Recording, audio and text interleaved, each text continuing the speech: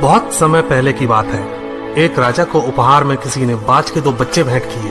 वे बड़ी ही अच्छी नस्ल के थे और राजा ने कभी इससे पहले इतने शानदार बाज नहीं देखे थे। राजा ने उनकी देखभाल के लिए एक अनुभवी आदमी को नियुक्त कर दिया। जब कुछ महीने बीत गए तो राजा ने बाजों को देखने का मन बनाया और उस जगह पहुंच गए जहां उन्हें पाला जा रहा था। राजा ने देखा कि दोनों बाज काफी बड़े हो चुके थे और अब पहले से भी शानदार लग रहे थे।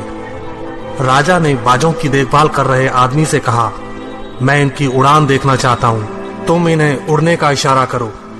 आदमी ने ऐसा ही किया।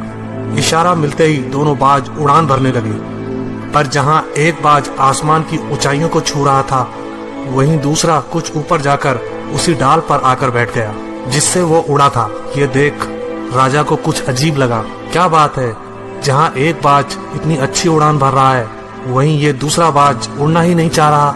राजा ने सवाल किया, जी हुजूर, इस बाज के साथ शुरू से यही समस्या है, वो इस डाल को छोड़ता ही नहीं।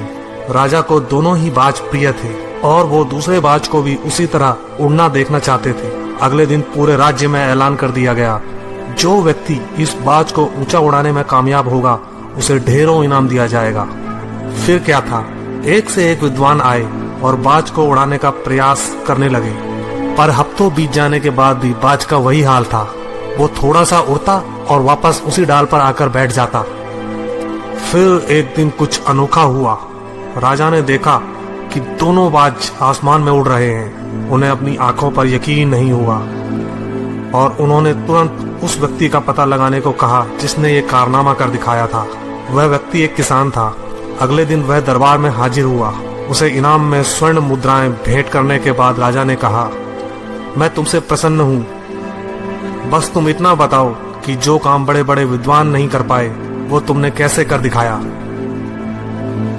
मालिक, मैं तो एक साधारण सा किसान हूँ, मैं ज्ञान की ज्यादा बातें नहीं जानता। मैंने तो बस वो डाल काट दी जिस पर बैठने का बाज आदी हो चुका था, और जब वो डाल ही नहीं रही तो वो भी अपने साथी के साथ ऊपर उड़ने लगा।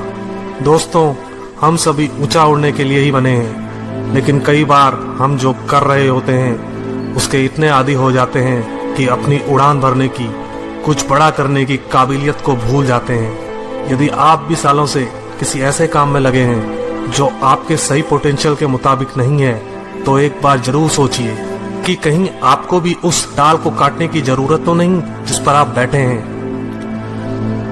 धन्यवाद दोस्तों। अगर ये कहानी पसंद आई